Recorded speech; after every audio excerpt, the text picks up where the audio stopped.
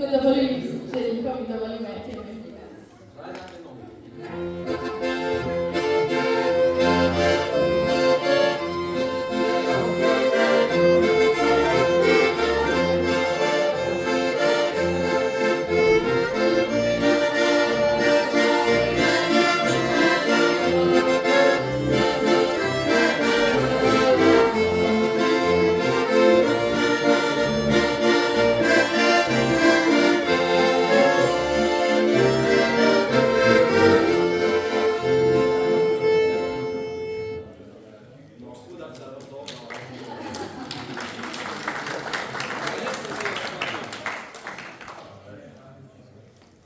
Prvú podmienku som ti splnila a preto sa ťa pýtam po druhýkrát. Dáš si hlávku sťať a či radšej vienok sňať? Hlávku. Nechceš si to rozmyslieť, neporadíš sa s manželom? To bolo málo. Takže hlávku, áno? Áno. Pani Slavko, rozmýšľaj. Znova vymýšľaš? No ja vždy vymýšľam. Žena. No to sme my ženy. Myslím si, že máš ďalšiu podmienku však?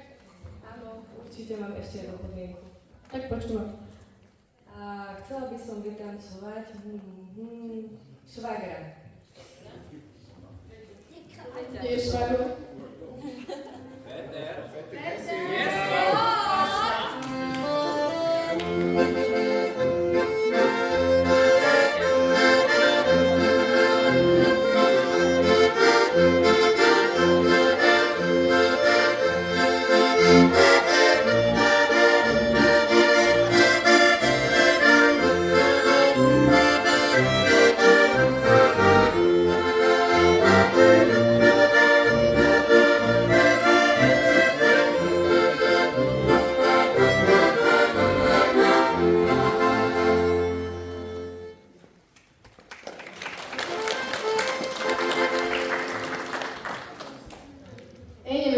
A v zákone sa píše 3-krát a dosť.